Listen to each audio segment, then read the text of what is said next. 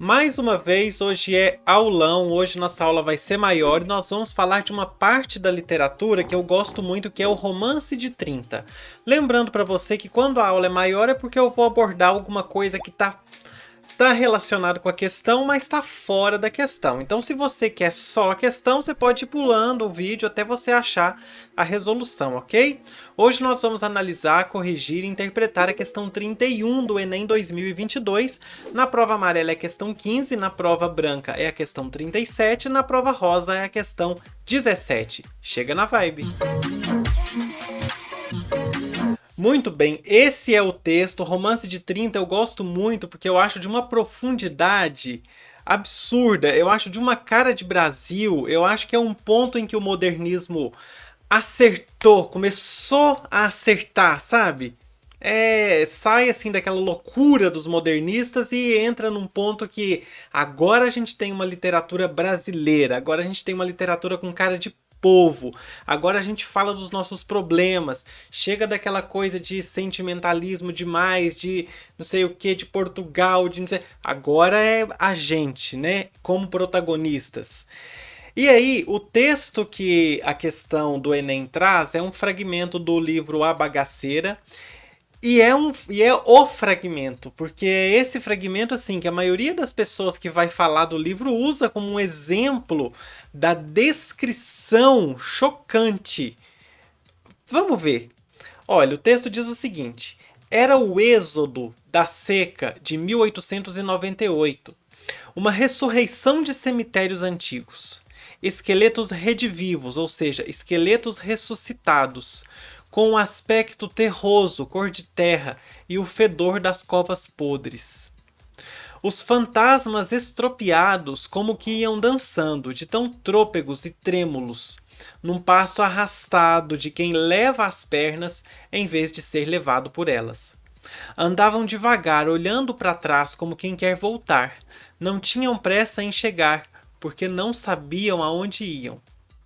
Expulsos de seu paraíso por espadas de fogo, iam, ao acaso, em descaminhos no arrastão dos maus fados. Fugiam do sol, e o sol guiava-os nesse forçado nomadismo. Adelgaçados, ali a gente tem o fados, né? Fados é o destino, é a mesma origem da palavra fate em inglês, que também é destino, obviamente. E aqui a gente tem adelgaçados, que faz referência a delgado, muito magro, né?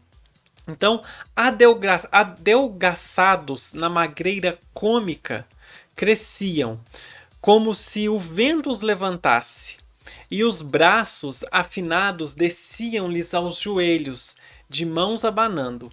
Vinham escoteiros, mas não é que eles eram escoteiros do grupo de escoteiros, não. Vinham escoteiros porque eles vinham sem bagagem. Vinham escoteiros, menos os hidrópicos. Hidrópicos vem de hidropisia, que é uma condição, né, de uma doença, que é um acúmulo de líquido no abdômen. Então, eles vinham aí, os hidrópicos, de ascite consecutiva à alimentação tóxica. A ascite é justamente o acúmulo de líquido na barriga. Sabe aquela pessoa, e a gente já viu várias vezes isso em descrições de países que passam muita fome, aquelas pessoas muito magras, esqueléticas, mas com a barriga enorme. E aí a gente tem aí falando de ascite consecutiva, ou seja, proporcional à alimentação tóxica, com os fardos das barrigas alarmantes. Então, eles vinham sem bagagem, menos as pessoas que traziam aquela barriga grande, né? Ele trata como uma bagagem. Não tinham sexo, nem idade, nem condição nenhuma. Eram os retirantes, nada mais. Olha que coisa, eu chego a arrepiar. Como pode uma descrição dessa? É impactante demais. E aí, dá até uma sensação ruim, dá até, a gente fala de gastura aqui em Minas, né? Dá até uma gastura só de pensar na sensação ruim. Olha, o texto, a questão, na verdade, vai pedir o seguinte: os recursos composicionais, ou seja, aquilo que o autor usou para compor esse trecho aí, ou o livro, mas principalmente esse trecho. Os recursos composicionais que inserem a obra no chamado romance de 30 da literatura brasileira manifestam-se aqui em quê? Vamos falar um pouquinho do Romance de 30. Eu não vou falar muito da Bagaceira, que é esse livro, porque eu acho que a Bagaceira você precisa ler. A história por trás da Bagaceira é uma história, assim, boba. Eu vou chegar nisso, Ó, o Romance de 30, ele mistura realismo, naturalismo e a terceira geração romântica. Falando assim, a gente pensa o quê? Nossa, mas pegou terceira reação... Na verdade, é eu que classifico assim, né? Coisa minha. Eu acho que ele mistura muito bem o realismo com o naturalismo, não aquela parte retrógrada do naturalismo. A gente até falou de naturalismo na questão anterior, eu vou deixar o card aí para você, mas não essa parte retrógrada do naturalismo, e sim a parte do naturalismo com as coisas mais escancaradas da realidade, né? Então a gente tem, para mim, uma mistura do realismo, do naturalismo e da terceira geração romântica, que é aquela geração mais política. A gente pensa que essas coisas estão acontecendo com uma distância muito grande, mas não. Vou dar um exemplo para você. Se a gente tem uma novela hoje na televisão, a gente assiste essa novela e a gente olha para uma novela, às vezes, do Vale a Pena Ver de Novo e consegue perceber a diferença na estrutura das duas narrativas. Porque a forma de narrar vai se atualizando, vai se modernizando, mas ao mesmo tempo ela vai buscando influências em outras coisas.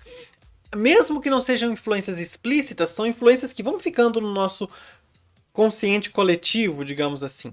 Então, se a gente parar para pensar que a terceira geração romântica ela durou de 1870 a 1880, o realismo foi ali no fim do século XIX, de 1881 até 1893, o naturalismo também, de 1881 até 1890 e alguma coisa. Tudo está acontecendo muito próximo, muito junto. E aí, de 1893 até 1930, ou perto de 1930, a gente tem só menos de 40 anos. É como se hoje a gente fosse fazer alguma coisa e buscasse uma inspiração ali na década de 80. A gente não faz isso? Faz. Muito. Então, eu vejo, ou elementos da década de 80 ficam no nosso consciente, no nosso inconsciente, e a gente vai rebuscando aquelas coisas. Então eu acho que muito do que aconteceu no Romance de 30 vinha de uma bagagem que já existia e que foi aprimorada para transformar nesse Romance de 30. Por isso que eu classifico como uma coisa que mistura realismo, naturalismo e terceira geração romântica, fazendo uma mistura homogênea. Olha só, das vanguardas europeias, que a gente já está cansado de saber, até na Semana de Arte Moderna e até o modernismo, eu já comentei várias vezes aqui sobre isso, em vários vídeos, era tudo meio que uma bagunça. A gente tinha nas vanguardas lá um monte de coisa, era futurismo, era dadaísmo, era cubismo, era expressionismo, surrealismo. Era uma mistura de tanta coisa diferente, tanta coisa acontecendo ao mesmo tempo, e tantos questionamentos à arte tradicional, na semana de 22 também, muito questionamento à arte tradicional. E aí, muitas vezes, o que foi acontecendo? Havia um questionamento simplesmente pela obrigação de questionar. Ah, vamos questionar? Beleza. Mas o que a gente está produzindo de legal, de poxa, isso aqui vai ficar para o futuro, isso aqui vai ficar para a história. Nem tanta coisa assim. Ficou para a história mais, às vezes, os questionamentos diversos, e não a arte produzida. Às vezes a gente vê lá, principalmente no dadaísmo, alguma coisa assim, que ficou para a história, mas ficou para a história pelo questionamento que aquilo carregou. Agora, quando a gente tem essa literatura de 1930, esse romance de 1930, a gente sai dessa história do novo que era meio velho. Deu para entender? Ficou claro? O seguinte, eu diria que até o novo era meio velho quando você não tinha definido ainda uma linha para seguir. Consegue perceber isso? Se você não distingue um caminho para você seguir, nada daquilo que você pensa que é novo mesmo. Porque que influência que isso está trazendo? Que peso que isso está trazendo? Nenhum.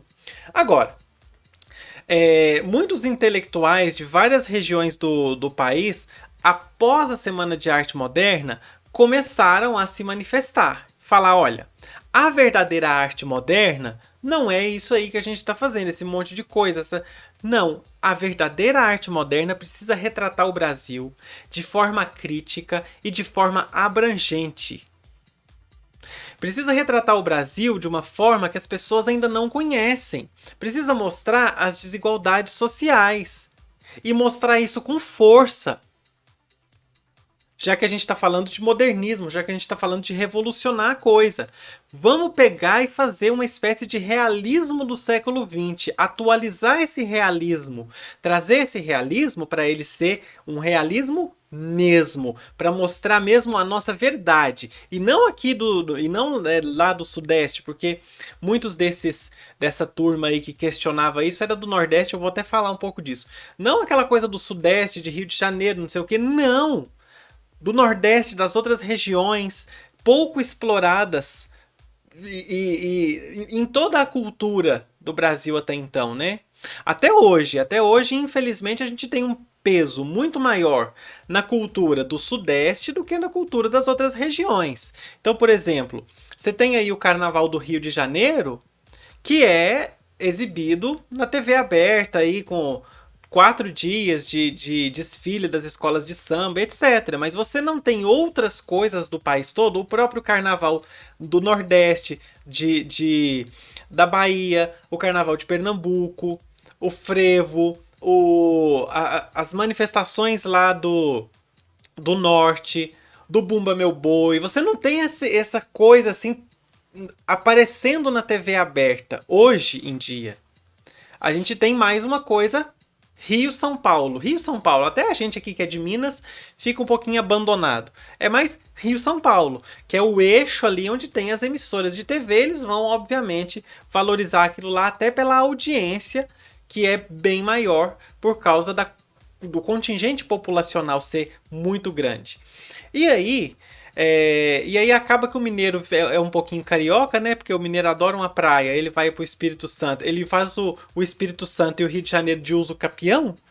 Então, agora, que mais que acontece? Já que a gente vê esse movimento hoje em dia, naquela época era muito mais. E aí, em 1826, teve um congresso lá em Recife. Se você é do Recife, tem muita gente do Nordeste que me acompanha.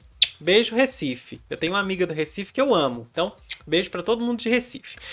Em 1926 teve um congresso no Recife. Lá os escritores do Nordeste, vários escritores do Nordeste se reuniram e eles se dispuseram a fazer uma prosa regional, que fosse uma prosa regional firme, que fosse uma prosa regional que ia englobar as pessoas, que ia englobar os assuntos, que ia trazer o foco para a região.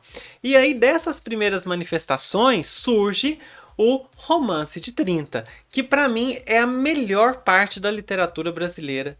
É a melhor parte da literatura em língua portuguesa, na minha opinião. É de uma profundidade incrível.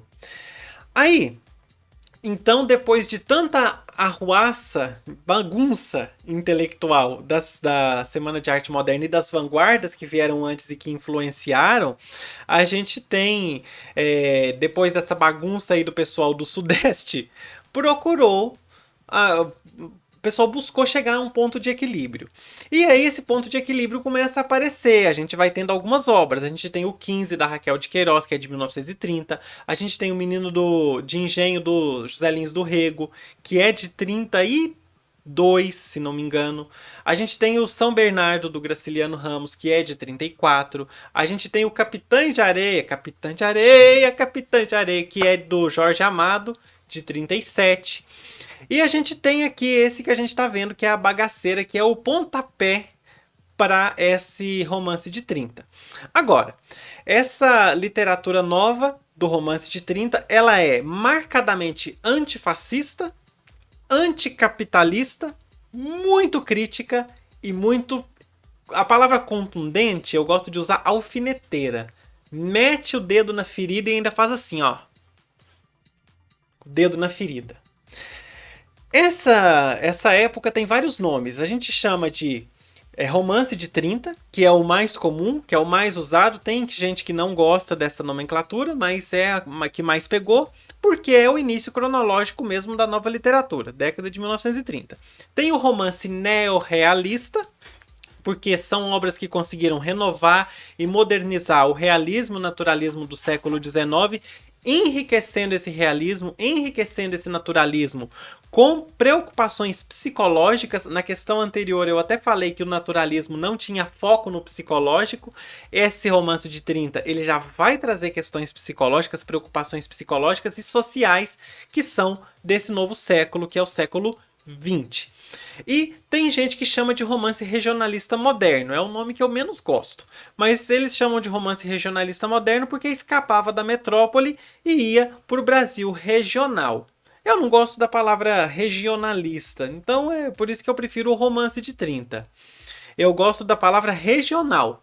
Se fosse romance regional moderno, eu gostaria, mas o regionalista eu não gosto muito da palavra. Então, esse romance vai buscar as coisas dessas regiões aí diferentes, até então não exploradas na literatura brasileira. Os escritores eles tinham um estilo novo, um estilo completamente moderno, um estilo que na minha visão fazia aquela antropofagia que os modernistas tanto falavam, era muito liberto daquela linguagem tradicional. E eles conseguiram incorporar a linguagem regional, as gírias locais, as palavras locais, sem ficar um texto muito difícil de você compreender. É assim, para mim é tudo muito genial. Então, no fim das contas, o que acontece? Essas obras elas vão trazer o quê? Questões sociais muito sérias e que até hoje estão refletindo, né, estão refletindo ainda no nosso 2022, 2023, 2024, 2025, que são a desigualdade social, outras menos, que hoje em dia são menos, mas que na época eram muito maiores, que era a seca e os retirantes. Hoje a gente poderia falar que isso aí se atualizou para uma questão das pessoas em situação de rua. E os resquícios da escravidão, que ainda estão aqui entre nós, o coronelismo, que ainda está entre nós, e esse coronelismo apoiado nas posses das terras. Todos, então, são problemas sociopolíticos, e esses problemas sociopolíticos vão aparecer em todas essas regiões retratadas. A força narrativa é muito grande nessas obras, a descrição é muito profunda, como a gente viu aí, é muito marcante. Quando a obra é lenta, é justamente para te dar aquele efeito de cansaço. É tudo, até o tempo da narrativa é combinado para poder te causar uma impressão. Então, quando a obra fica lenta, é porque quer te mostrar, quer te trazer aquela sensação que os próprios personagens estão tendo, de um cansaço, de um desgaste, tudo muito bem pensado. Então, as formas de narrar o cotidiano ficaram mais complexas e muito, muito, muito mais tensas. Esse romance que a gente viu aí, que é A Bagaceira, ele é o primeiro, ele é o pontapé. Eu não vou falar do romance hoje, porque para mim todos esses romances eles têm uma história na frente, mas você precisa ler, porque o que você precisa não é o que está na frente, não é a história que um resumo, por exemplo, poderia te trazer, mas é o que está no fundo. Então, só para você entender, eu vou simplesmente ler a sinopse da Bagaceira. Olha só.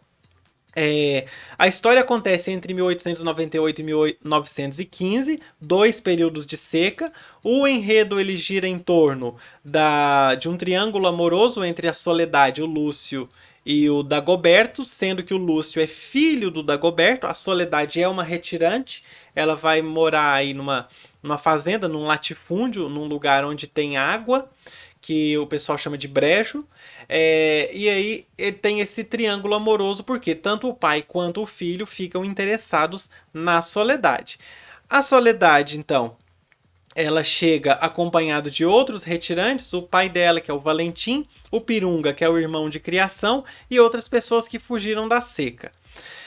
Aí, o que acontece? O Lúcio se apaixona pela Soledade, ela também se apaixona por ele, mas a relação dos dois fica assim meio conturbada quando o Dagoberto violenta a Soledade e obriga ela a ser amante dele.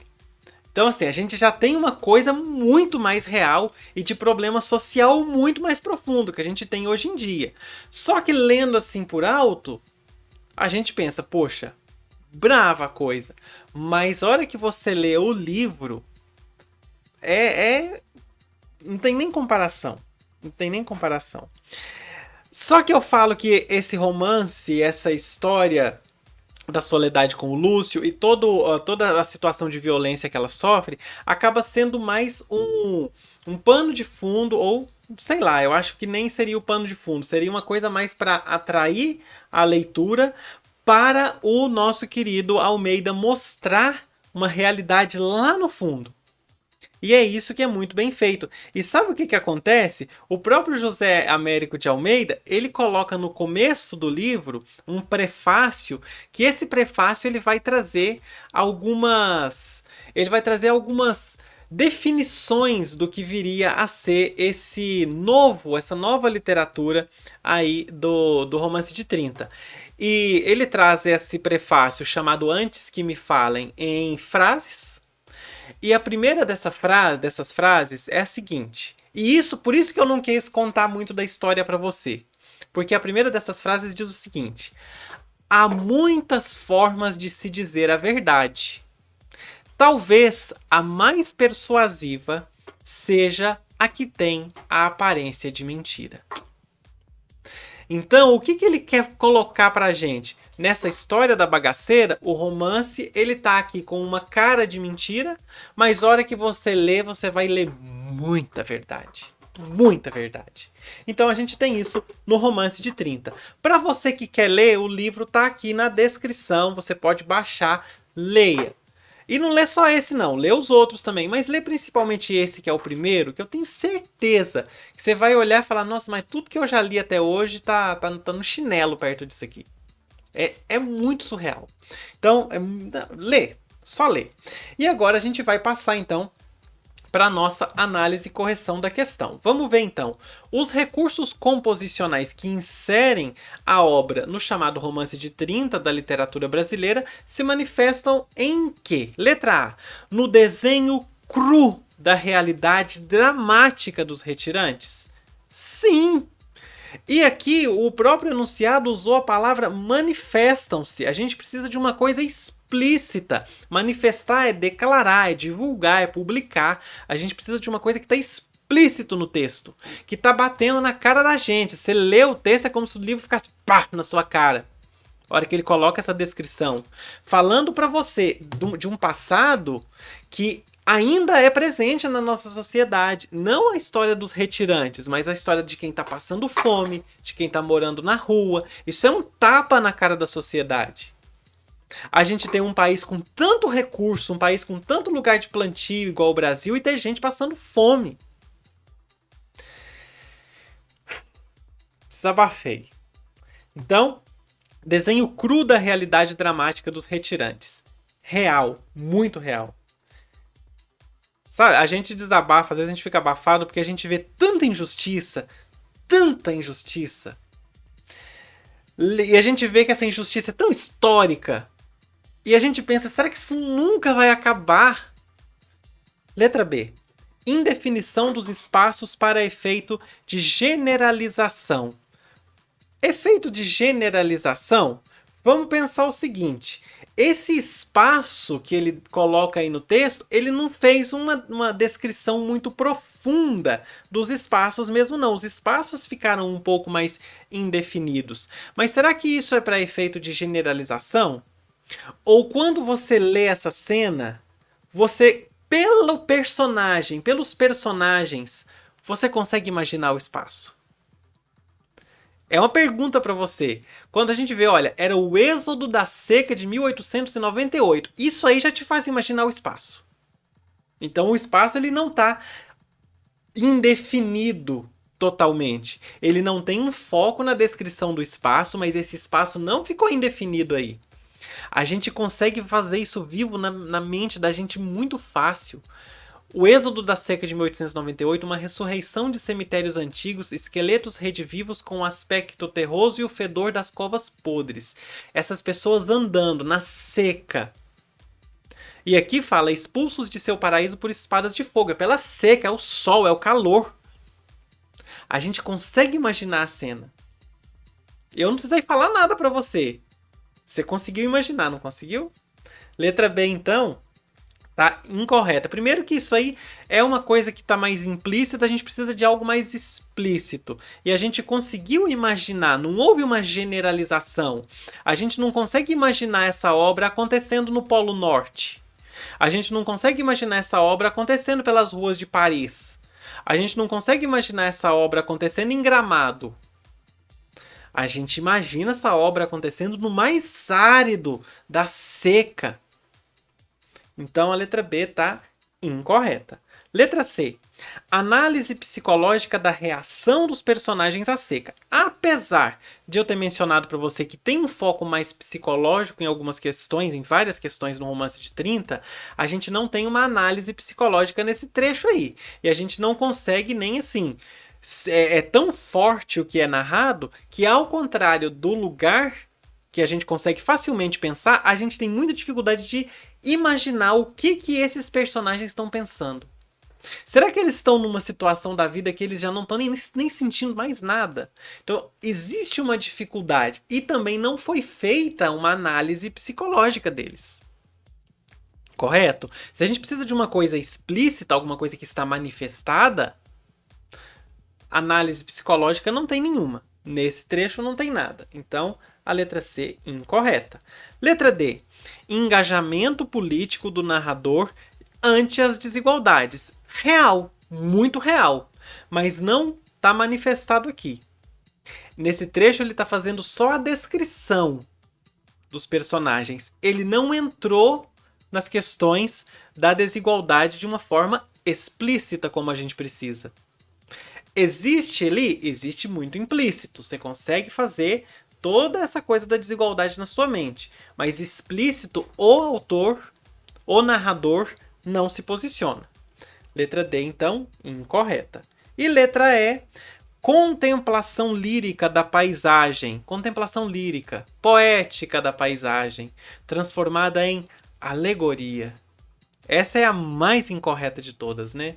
Uma contemplação lírica, poética da paisagem, transformada em alegoria. Não tem nada transformado em alegoria. Não tem nada figurativo aí. É extremamente real.